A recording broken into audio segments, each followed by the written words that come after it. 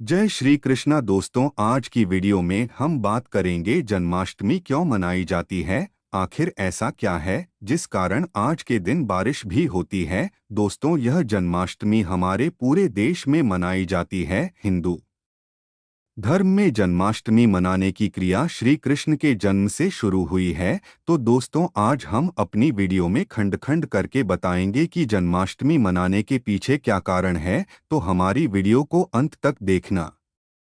और कान्हा जी के अगर आप सच्चे भक्त हैं तो अपने दोस्तों को इस वीडियो को जरूर शेयर करना। कंस अपनी चचेरी बहन देवकी से बहुत स्नेह रखता था, लेकिन एक दिन वह देवकी के साथ रथ पर कहीं जा रहा था। तभी आकाशवाणी सुनाई पड़ी, जिसे तू चाहता है उस देवकी का 8वां बालक तुझे मार डालेगा। इस भयंकर आकाशवाणी को सुनकर कंस भयभीत हो गया और उसने अपनी बहन को मारने के लिए तलवार निकाल ली। वसुदेव ने उसे जैसे तैसे समझाकर शांत किया और वादा किया कि वे अपने पुत्र उसे सौंप देंगे। पहला पुत्र होने पर जब वसुदेव कंस के पास पहुंचे तो कंस ने कहा कि मुझे तो 8वां बेटा चाहिए।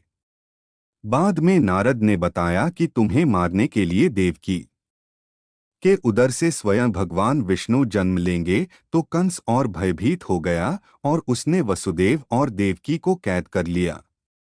बाद में कंस ने एक एक करके देवकी के 6 बेटों को जन्म लेते ही मार डाला।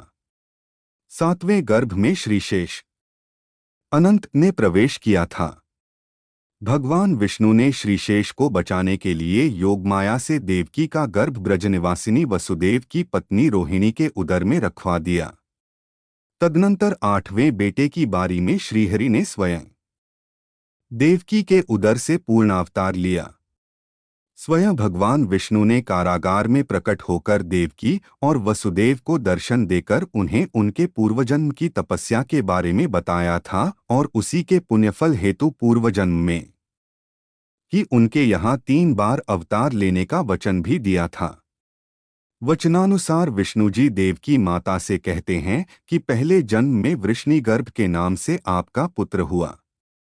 फिर दूसरे जन्म में जब आप देव माता अदिति थी तो मैं आपका पुत्र उपेंद्र था। मैं ही वामन बना और राजा बलि का उद्धार किया। अब इस तीसरे जन्म में मैं आपके पुत्र रूप में प्रकट होकर अपना वचन पूरा कर रहा हूँ।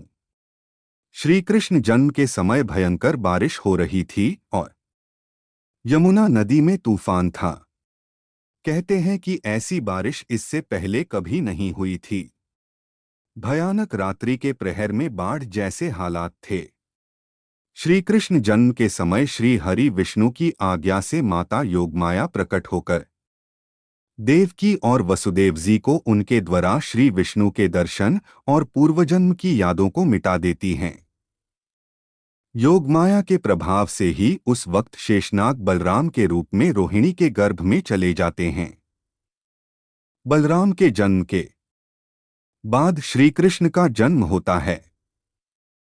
यह पता चलते ही कंस बालक का वध करने के लिए निकल जाता है।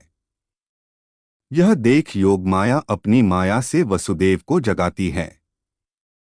वसुदेव जागते हैं तो वह कहती हैं कि कंस के आने के पहले तुम इस बालक को लेकर गोकुल चले जाओ।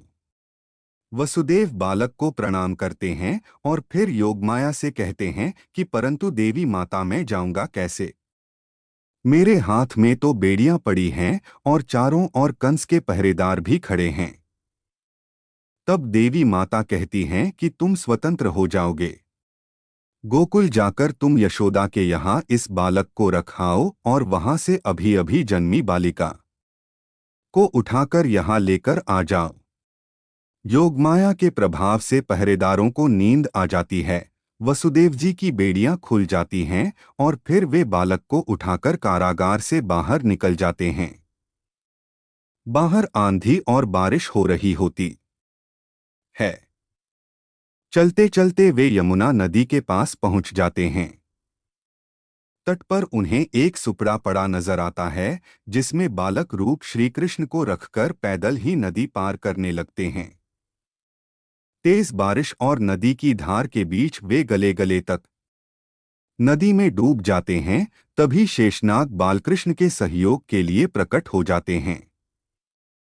माता यमुना भी प्रकट होकर बालकृष्ण के चरण छूकर नीचे उतर जाती है और उनके लिए यमुना पार करने का मार्ग बना देती हैं।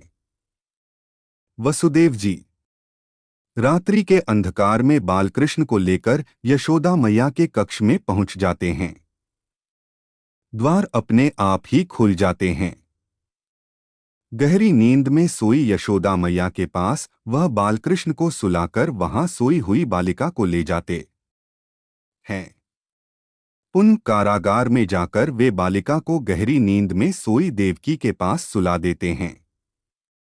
तब योगमाया प्रकट होकर उनकी बेड़ियां फिर जस की तस कर देती हैं और कहती हैं कि हमारी माया से तुम्हें ये सब याद नहीं रहेगा। फिर वसुदेव जी भी सो जाते हैं। उधर योगाम्या के प्रभाव से ही यशोदा और उनके पति नंदराय यह समझते हैं कि यशोदा के यहाँ पुत्र का जन्म हुआ है। बाद में कंस को पता चलता है कि देवकी ने फिर एक बच्चे को डोट जन्म दिया है, तो वह कारागार में उसका वध करने के लिए पहुंच जाता है। कारागार में पहुंचकर वह देवकी से पूछता है, क्या ये लड़की है? देवकी कहती है, हाँ भैया। तब वह कहता है, झूठ। इस बार लड़की कैसे हुई? आकाशवाणी झूठ नहीं हो सकती। उसने 8वें पुत्र की बात कही थी। फिर लड़की कैसे आ गई? अवश्य लड़का हुआ होगा। कहाँ छिपा दिया है तुमने? तब वसुदेव कहते हैं कि जब मेरी आंख खुली तो मैंने इसी बालिका को देखा। मैं सत्यवादी हूं, कभी झूठ नहीं बोलता। यह सुनकर कंस कहता है, हाँ तो ये भी विष्णु की एक चाल है जिससे मेरी मति भ्रमित हो जाए। चाहे वह कुछ भी कर ले, लेकिन मुझे मेरे लक्ष्य से हटा नहीं सकता। चाहे किसी भी रूप में आ जाए, वह मेरे हाथों नहीं बच सकता। यह कहकर कंस बालिका को देवकी के हाथ से छुड़ाता है। वह कन्या को एकांत में ले जाकर एक भूमि पर पटककर मारने ही वाला रहता है कि कन्या उसके हाथ से छूटकर आकाश में उड़ जाती और आकाश में योगमाया प्रकट होकर अट्टहास करने लगती है। यह देखकर कंस भयभीत हो जाता है। फिर योगमाया कहती है, रे मूर्ख, मुझे मारने से तुझे कुछ नहीं होगा। तुझे मारने वाला तो कोई और है, और वो इस धरती पर जन्म भी ले चुका है। वही तेरा सहार करेगा। हे मंद बुद्धि दुष्ट, तू व्यर्थ बिचारी देवकी को कष्ट न दें और निर्दोष, दीन एवं असहायों की हत्या करना छोड़ दें। यह कहकर योगमाया अदृश्य हो जाती है। कंस घबराकर वहां से चला जाता है। हमारी दी गई जानकारी से अगर हमसे कुछ त्रुटि हुई हो तो मैं आपसे क्षमा चाहता हूं, और आज जन्माष्टमी के दिन जो भी इस वीडियो को अपने दोस्तों के पास शेयर करेगा, कान्हा जी सदा उसे पर कृपा बरसाते रहेंगे और उनके बिगड़े हुए काम जल्द से जल्द पूरे हो जाएंगे।